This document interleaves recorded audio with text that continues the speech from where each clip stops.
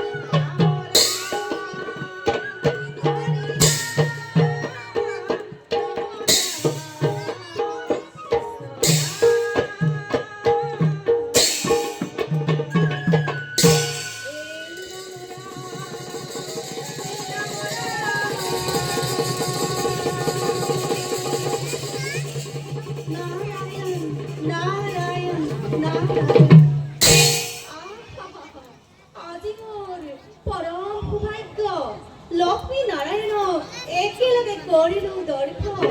হে বিশ্ব ব্ৰহ্মাণ্ড গৰাকী, হে জগত জননী, হে নিকি নাৰদৰ ভক্তি ভৰা প্ৰণিপাত কৰিবা গ্ৰহণ।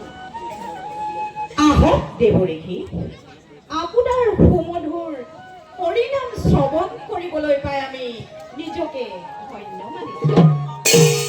দেৱৰীষি, সুভাষিক জানিবলৈ দিলে আমি পৰম আনন্দিত হওঁ।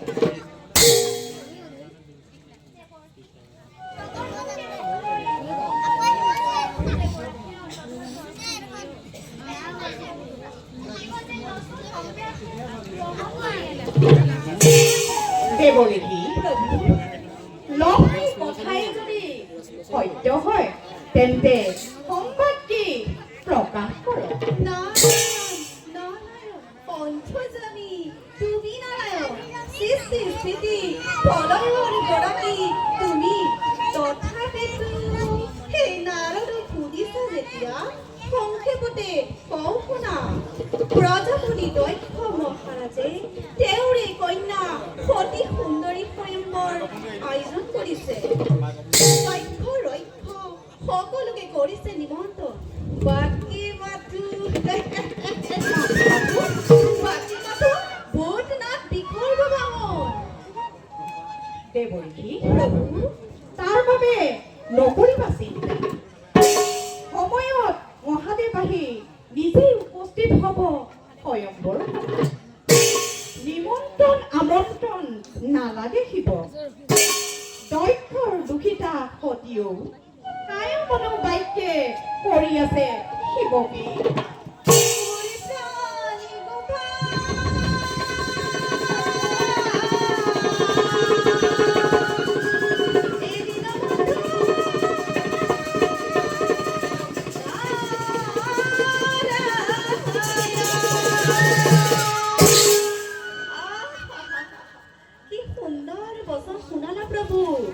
দয়াহীন মায়াহীন শিৱ আহিবহি গৃহস্থী নিজে।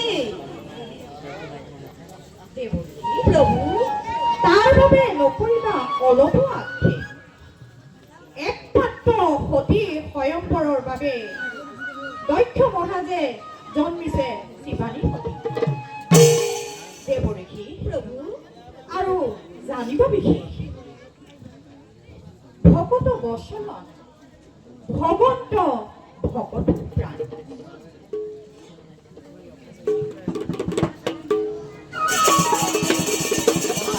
পাল প্ৰভু নাই আৰু মনতো সংক্ষেপ ইচ্ছাময় তুমি ভগৱান ইচ্ছাপূৰ্ণ তোমাৰ পাল প্ৰভু অভয়কে প্ৰণাম জনাই ডাকে বে মাগে সুবিধাৰ ঈশ্বৰ পৰম বিষ্ণু সচিদানন্দ বিগ্ৰহ অনাদি Gobinda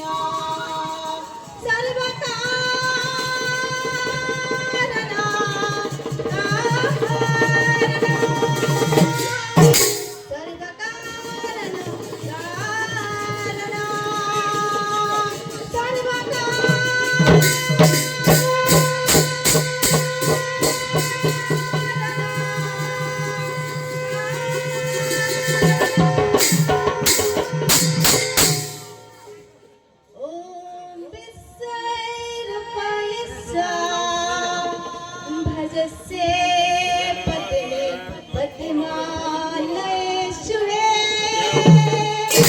Sarvidam Padmadevi Mahalakshmi Namostute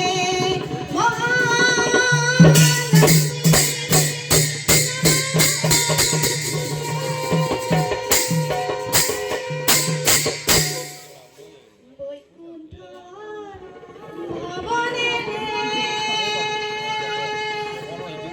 দেখিলো নয়নেৰে